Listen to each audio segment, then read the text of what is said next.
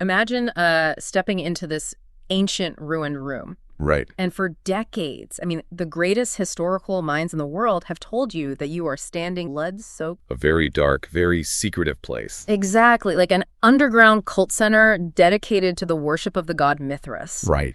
So you, as a listener, you're conditioned to look at the stones and see, I don't know, shadows of ritualistic animal sacrifice. Or closed-door military initiatives. Yeah, this highly guarded ancient mystery. But, well, what if they were entirely wrong? Which is a wild thing to consider. It is. What if, instead of the visceral chaos of a cultic rite, this exact same room was actually filled with the quiet, methodical rustle of parchment? Just a complete 180-degree shift in reality. A total shift. Wow. So today we're looking at the 1,600-year-old architectural magic trick. Yes. We are doing a deep dive into a monumental archaeological revelation out of the University of Granada. Just a fascinating piece of research. It really is. The researchers there have basically proven that a massive Roman temple in Spain was, well, it was never a temple at all. Not even close. Right. It was a library. And the crazy part, they proved it without a single book, a single shelf, or like a single piece of written evidence survived. It is, I mean, it's the ultimate cold case.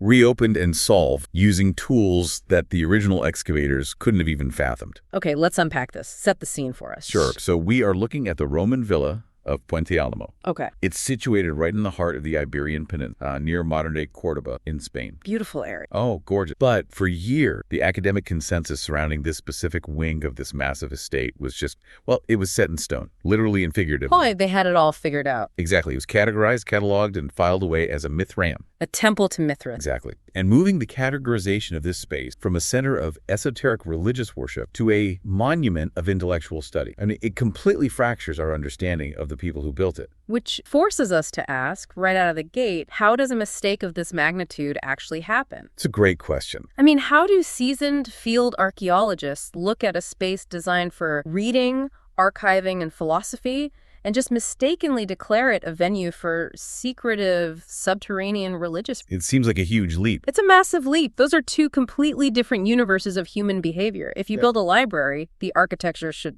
scream library, shouldn't it? You would certainly assume so, yeah. But you have to consider the operational reality of mid-20th century archaeology. Okay, what do you mean? Well, when the Puente Alamo complex was first excavated, the researchers weren't exactly uncovering pristine architecture. Right, it's not a ready-made museum. Exactly. They were dealing with the skeletal remains of a building that had been exposed to over a millennium and a half of the Andalusian element. That's a lot of weather. It is. Roofs collapse, walls crumble, the floor plans are completely obscured by centuries of sedimentation. And probably people farming over it, right? Oh, absolutely. Yeah. Agricultural plowing tears these sites up. So when you are standing in this ruined, oddly shaped room, totally devoid of its original content, well, the architecture doesn't scream anything. It's more of a whisper. Exactly. It whispers. And often it whispers in a language the excavators are trying to translate using a very limited preconceived diction. So they see this anomalous architecture, maybe a strange apse or some weird structural niches in the walls. Right. And because the cult of Mithras was a known, somewhat trendy historical phenomenon at the time. With its own bizarre architectural quirks, yeah. Right. So they just kind of brute forced the evidence to fit the prevailing theory. That's exactly what happened. It is a profound methodological trap. Because we just want things to make sense. We do. The human brain, even the highly trained academic brain, is just a desperate pattern matching machine. Oh, that's a great way to put it. In the absence of definitive, explicit evidence, like, say, a giant inscription over the door that literally reads Public Library, it would make things much easier. But without that, archaeologists historically leaned really heavily on comparative assumption based on whatever was currently dominating the academic discourse. So it's like an echo chamber. Pretty much. If the prevailing thought of the era leaned toward identifying unusual, slightly subterranean-looking structures as religious or cultic, then every weird room is a cult room. Exactly. Any room with a slightly unusual floor plan gets shoved straight into that specific taxonomic box. It's kind of like the architectural equivalent of seeing a face in the clouds. Yes. Yeah. Pareidolia, but for buildings. Right. You expect to find a cult, so you look at a structural niche and say, well, obviously that's where they put the statue of the bull slayer. Right. You look at a raised platform and say, that's an altar for the blood sacrifice. You're just completely overwriting the reality of the stones with your own academic bias. And that cognitive bias is exactly what the University of Granada team had to actively dismantle. They had to sort of wipe the slate clean. They did. They had to strip away decades of inherited academic dogma and just look at the geometry of the space with entirely fresh eyes. Which sounds incredibly difficult. It is. But this introduces the most daunting obstacle in identifying ancient centers of knowledge. Okay, what's that? Well, the reason the original archaeologists could so easily misclassify this space is due to kind of a terrifying reality about how the Roman world preserved its culture. Oh, I know where you're going with this. Yeah.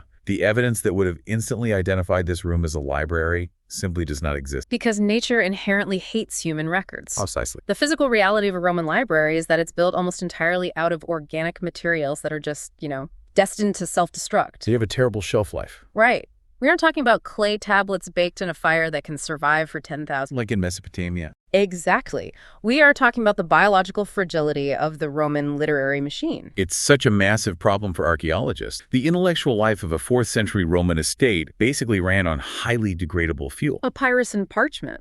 Exactly. The texts were written on papyrus imported from Egypt, or increasingly in this later period, on parchment made from animal skin. Both of which are basically food for microbes. Oh, absolutely. And these materials were rolled into scrolls or bound into early codices and then stored inside these large, heavy wooden cabinets. The armoria. Yes, the armoria. So you have wood, dried plant matter, and cured animals. A buffet for the elements. Right. And in the climate of southern Spain, which been there, has these wild seasonal shifts. Oh yeah, blistering, arid summers. And then followed by really damp, humid winters. Those materials don't just age gracefully. No, they undergo a complete chemical and biological breakdown. It's total destruction. Insects devour the wood. Humidity basically melts the parchment. And the papyrus just crumbles into absolute dust. So over 1,600 years, the actual books and the bookcases are just entirely, unequivocally erased from the archaeological record. Leaving the excavators with this profoundly deceptive puzzle. Yeah. The physical objects that gave the room its entire identity, its whole functional purpose, they just evaporate. It creates a massive interpretive void. I was actually trying to contextualize this for myself when I was sourced. Okay. And the best way I could picture it is like trying to identify a modern-day commercial kitchen, let's say 3,000 years from now. Oh, I like. Right. Imagine every single piece of metal, plastic, wood, and organic matter has completely. Okay. The stainless steel refrigerators, the gas ranges, the wooden prep tables, all the plastic bins of food, poof, just gone. Nothing left but the room. Exactly. So what are the archaeologists of the year 5000 actually looking at? Well, they're looking at a strangely cavernous room with a very specific yet entirely baffling concrete layout. Exactly. They see a room with maybe a strange square alcove in the wall where a walk-in freezer. They see weird trenches in the floor where all the plumbing and gas lines used to run, and they just have to guess its purpose. Because without the refrigerator and the stove, a kitchen is just an empty room with strange plumbing. Exactly. So future archaeologists look at those water lines and maybe they deduce, clearly this was an indoor water worship temple. Naturally. And the strange square alcove was clearly a shrine. So they classify it as a cult structure, completely missing the fact that this is just where a team of line cooks made risotto every night. That is a phenomenal parallel. It really is, because it perfectly isolates the danger of stripping context from architecture. Right, it's so easy to misread. When the physical anchors of a room's memory decay, the architecture becomes a silent, ambiguous shell. It's a blank canvas for whatever theory you want to project onto it. Exactly. A library without its books is, to the untrained eye, virtually indistinguishable from a temple or a specialized storage facility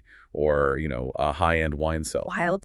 But the implications of this go far beyond just a funny case of mistaken identity. It highlights the profound vulnerability of our collective human memory. It really is deeply unsettling when you zoom out. The Romans entrusted their most valuable intellectual, their philosophy, their poetry, their mathematics, their history.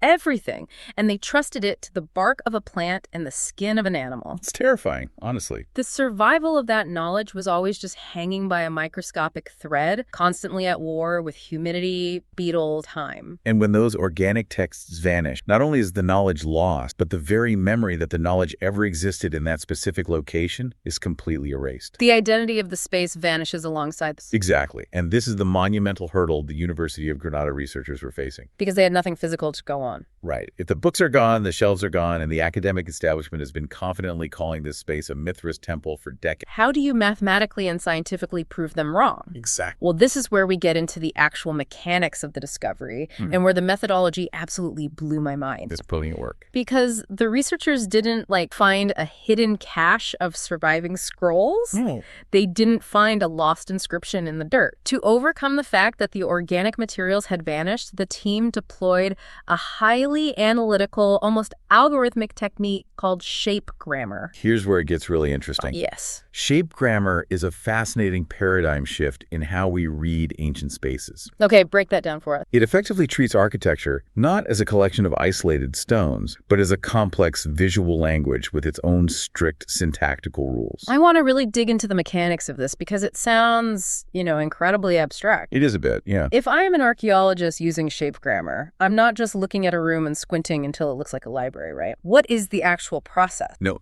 squinting involved. The process is, it's rooted in deep spatial analysis and rigorous comparative geometry. Okay. Shape grammar operates on the principle that specific human functions require specific architectural configurations. Function dictates form. Exactly. So the researchers systematically mapped the layout of the Puente Alamo rooms. Like down to the millimeter? Exactly. They analyzed the integration of the spaces, the specific transitions from a corridor to an antechamber to the main hall. Seeing how people would move through it. Right. They plotted the line of sight analysis, flow of natural light, and the geometric proportions of every single structural anomaly in the wall. So they are basically looking for the architectural DNA of a building. Yes. Think of it like literal grammar in linguistics. Okay. A single word, let's say the word bark, is completely ambiguous. Right. It could mean the outer layer of a tree or the sound a dog makes. Exactly. You don't know until you see it placed within a sentence, governed by syntax. Ah, I see. Shape grammar applies that exact same logic to structural features. Right. An apse or a niche or a stone platform, these are architectural nouns and verbs. Oh, that's a brilliant way to frame it. In isolation, a niche in a wall could be anything. A shrine, a shelf. Exactly. But when you analyze how that niche is integrated with a specific type of podium and aligned with a specific type of vaulted ceiling and connected to specific auxiliary rooms, the ambiguity disappears. Completely. The structural syntax forms a clear, readable. So the University of Granada team mapped out this mysterious sentence at Puente Alamo. Right. And then they basically cross-referenced it against the architectural grammar of known, confirmed Roman libraries across the empire. Yes, places where we actually have inscriptions or overwhelming evidence of their function. Like the Library of Celsus in Ephesus or Hadrian's Library in Athens. Exact. That comparative analysis is the absolute engine of the discovery. They identified a highly specific combination of architectural word at Puente Alamo that perfectly mirrored the structural syntax of those confirmed monumental libraries. Okay, let's break down the actual vocabulary they found. Let's do it. Because the source material outlines several distinct structural features. They found prominent apses, they found a series of rectangular niches set walls, they found raised podium, and they found a specific arrangement of all very specific architectural choices. Right. So let's translate this architecture. If the wood is gone, how do these specific stone shapes prove this was a center of literary study? Well, let's start with the rectangular niches because these are probably the most diagnostic features of a Roman library. Okay. In a domestic or religious setting, a niche might hold, like a decorative statue or an oil lamp. Just a little hole in the wall. Right. But the niches mapped at Puente Alamo conform to very specific, standardized dimensions found in Roman library architecture. So they aren't random. Not at all. These weren't decorative holes. They were load-bearing structural housing, designed explicitly to hold the heavy wooden armaria, the cabinets that contain the scrolls. The niches were essentially the built-in framing for the bookcases. Exactly. So the wood rots away, but the negative space in the stone wall remains, perfectly preserving the dimensions of the lost cabinet. You nailed. And the placement of these niches is critical. Why is that? Because they are typically elevated off the floor and arranged in a continuous, rhythmic sequence along the walls. To maximize storage. Yes, to maximize storage capacity, but more importantly, to protect the organic texts from rising ground dampness. Ah, keeping the moisture away. Exactly, which leads directly to the function of the podiums. Right, because if I see a raised stone podium in a ruin, especially one previously labeled a temple, I know what you're going to say. My brain immediately goes to sacrificial altar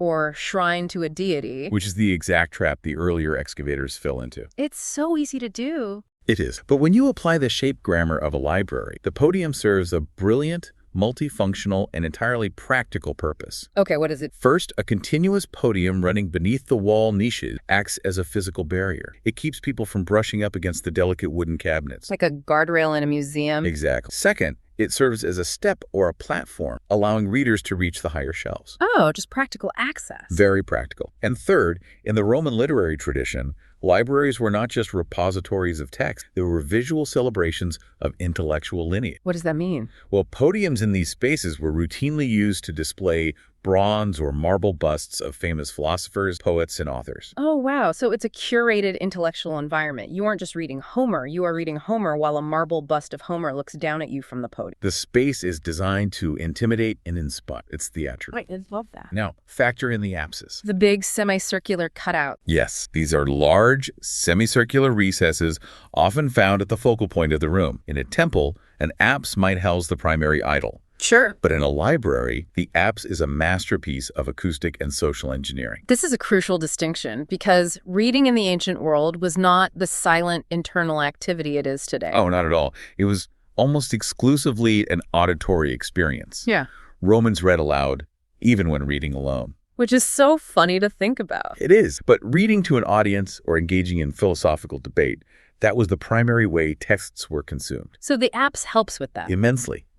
The geometric curvature of an apse provides exceptional acoustic projection. It essentially creates a natural amphitheater within the room. Like a built-in microphone. Exactly. It serves as a dedicated stage for a reader, an orator, or a scholar to address a gathered audience. Okay, so you have niches perfectly sized for scroll cabinets. Right. You have podiums designed to protect texts and display intellectual statuary. Yes. And an apse engineered for acoustic reading performance. All working together. But I am going to play the ultimate skeptic. Please do. I am going to push back on this structural translation. Even with all of this architectural vocabulary, could this not just be an incredibly elaborate wine cellar? Okay, let's explore that. Let's say a wealthy Roman loved his vintage Falernian wine. He builds niches to hold massive wine racks. He builds a podium to keep the amphorae off the damp floor. Sure, practical. And he builds an apse to sit in and loudly boast to his friends about how rich he is while they drink. I mean, it sounds like a great Friday night in antiquity. Right. So how does shape grammar definitively rule out a wildly opulent, eccentric storage room? It is a totally fair challenge, and frankly, it's exactly the kind of rigorous skepticism that archaeological methodology demands. We have to ask the hard questions. We do. But the counter-argument lies in the precision of the syntax, and specifically the integration of the auxiliary spaces. Okay, unpack that.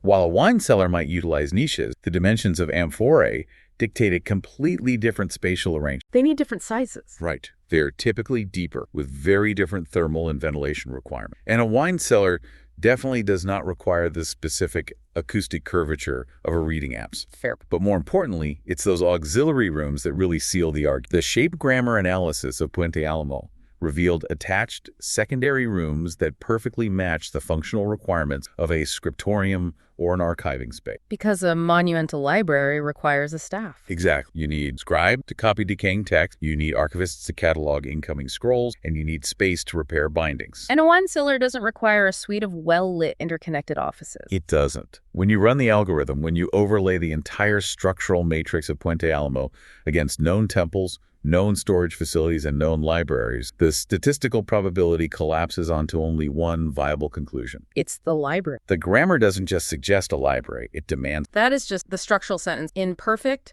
undeniable architectural syntax. I am a space for the preservation and performance of literature. Match is absolute. And the fact that they extracted this from the negative space of a ruined building is astonishing. It's incredible science. But to fully appreciate the weight of this discovery, we really have to pull back and look at the timeline. Yes, the context is everything. Because the University of Granada didn't just find any library. They found one dating to a highly specific, highly volatile moment in history, the 4th century AD. The dating is arguably the most culturally significant aspect of this entire deep dive. Let's get into it. The 4th century AD places us firmly in late antiquity. The political center of gravity in the Roman Empire is shifting. Things are getting unstable. Exactly. And in the province of Baetica, which corresponds largely to modern-day Andalusia in southern Spain, we're looking at a period of almost unimaginable localized prosperity. We really need to set the economic, because Baetica wasn't some rugged, untamed frontier. Oh, not at all. It was the absolute economic engine of the Western Empire. It was an agricultural powerhouse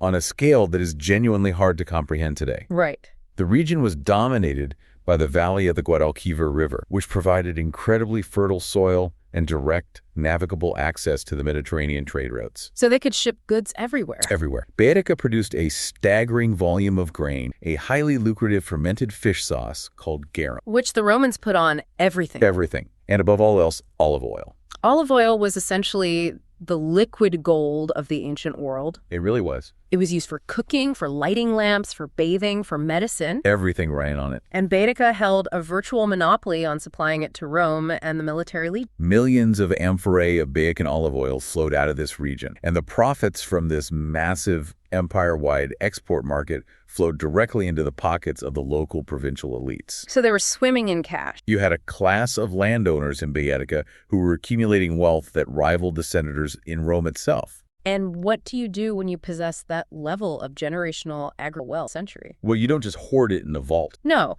you weaponize it through architecture. Exactly. You build a massive, sprawling latifundium, a monumental rural estate like Puente Alamo. These estates were practically autonomous villages. They were huge. But they were also the ultimate canvas for these elites to project their status. During late antiquity, there was a noticeable trend of the wealthy retreating from the crowded, heavily taxed urban centers. Getting out of the city. Right, and establishing their bases of power in lavish rural complexes. You know, this completely changes how I view this library. How so? Well, if we think about these incredibly wealthy 4th century landowners building out these rural compounds, it draws a massive parallel to how modern monopower operate. Okay, I'm following. It's not just a billionaire building a mansion with an IMAX theater and a bowling alley to show off to their friends. Right, that's just basic luxury. Exactly. Building a monumental library of this scale in a rural setting is more akin to a modern tech conglomerate building a massive private subterranean data center. Oh, that is phenomenal conceptually. Yeah. Expand on that. How does the data center analogy fit the Roman mind? Because in both cases, it is a physical manifestation of a monopoly on information. Yes. A billionaire builds a mansion for comfort, but a tech giant builds a data server farm to house, control, and process knowledge. Right.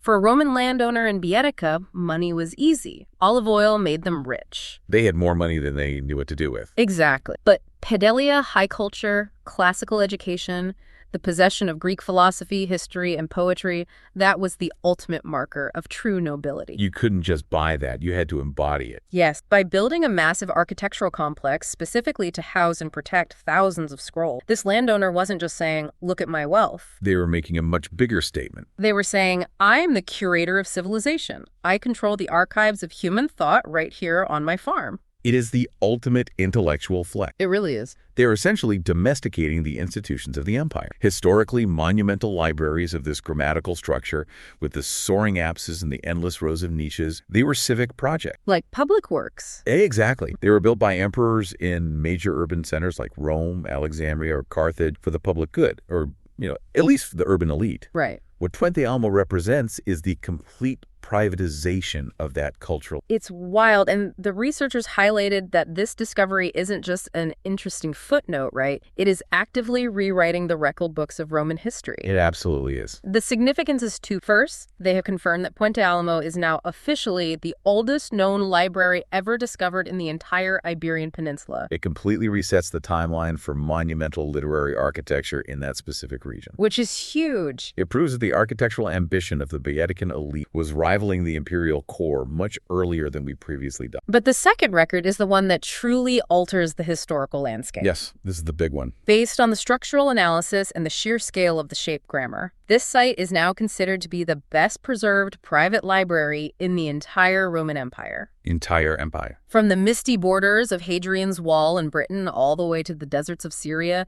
the largest, most structurally intact private center of ancient knowledge is just sitting quietly near Cordoba, Spain. It's staggering. And for nearly a century, the academic world confidently insisted it was a cave for a bull-slaying cult. I know. The irony is almost painful. It is, but it forces a massive synthesis of how we view the cultural impact of this era. How so? Well, it dismantles the old narrative that the rural provinces were culturally backward or, solely focused on agricultural output. Just a bunch of farmers. Right. The discovery of this private data center of antiquity proves that behind the walls of these rural estates, there was a thriving, intensely sophisticated intellectual ecosystem. They weren't just counting olive oil barrels. Not at all.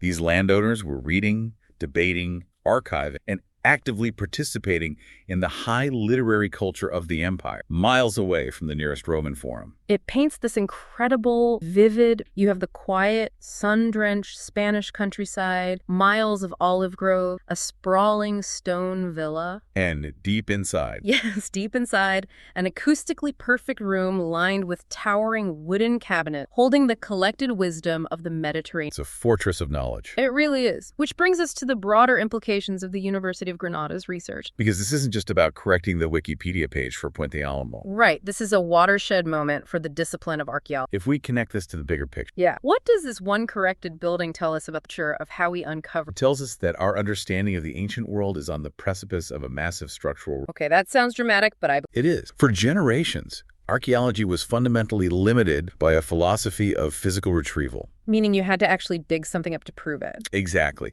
You knew a room was a bakery because you dug up an oven. You knew it was a mint because you dug up a coin die. Right, tangible proof. But when you were dealing with spaces dedicated to organic material, that philosophy fails catastrophically. Because you can't dig up something that has been digested by microbes. Exactly. The evidence literally rots out of existence. Yeah. So techniques like shape grammar are revolutionary because they give researchers a framework to decode the invisible. To read what isn't there. Right. It allows us to read the negative space, to calculate the architectural syntax, and to confidently identify the purpose of a room, even when every single artifact has been stripped away. It's like forensic architecture. It is the transition from digging with shovels to digging with algorithms, spatial analysis, and geometric logic. It is like we have finally been handed the cipher to read the blueprints of antiquity. It really is. And that raises a thrilling, almost daunting question. How many other sites are currently mislabeled? Oh, I guarantee you there are many. Right. If the best preserved private library in the empire was hiding in plain sight as a Mithras temple, how many other Roman storehouses, barracks, or shrines scattered across Europe and North Africa are actually massive archives just waiting for someone to analyze their spatial syntax? We could be looking at a completely skewed, heavily distorted map of where knowledge was housed in the ancient world. That is wild to think about. The true volume of literary culture in the provinces might be vastly underrepresented simply because we haven't known how to read the architecture until right now. Wow. It proves that history is not a static list of facts chiseled into a textbook. It's fluid. History is incredibly dynamic. It is constantly being challenged, rewritten, and refined as our analytical tools evolve. The past isn't changing, but our ability to see it clearly is finally coming into... Beautifully said. The University of Granada didn't just find a library. They forged a new master key that could potentially unlock hundreds of others.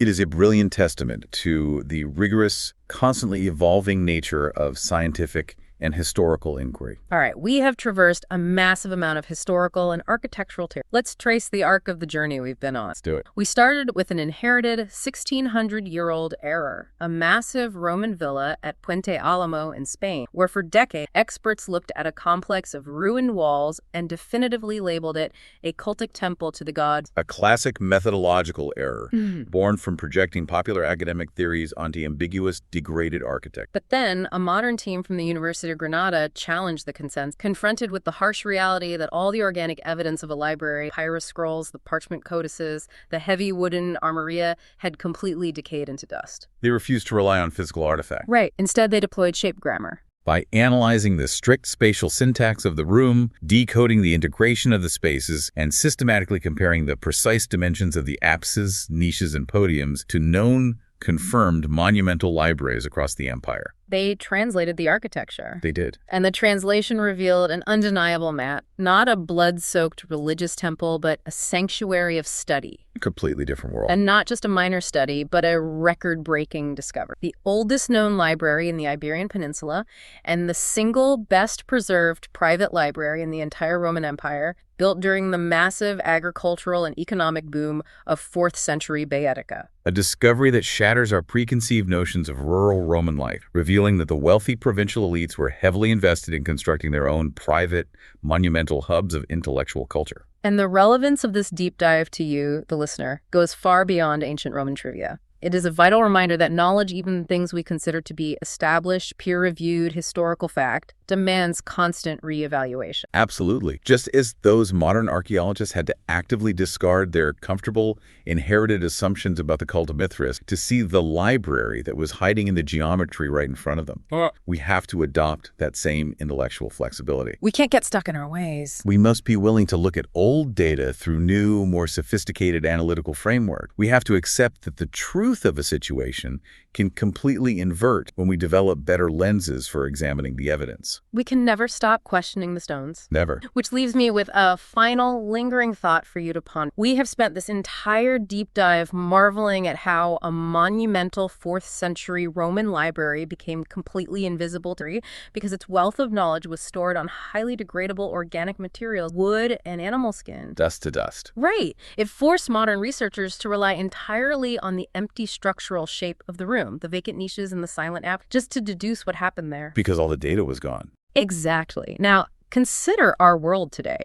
We no longer carve our knowledge into stone, and increasingly, we don't even print it on paper. No, we don't. We store almost the entirety of our collective human knowledge, our culture, our history, digitally. It is a theory. It exists on spinning magnetic disks and silicon chips that are incredibly fragile on a geological timescale. Highly susceptible to decay. So if you project this exact same scenario into what will researchers 1,600 years from now think our massive concrete, windowless, hyper-cooled modern server farms were used for once all our digital scrolls have vanished?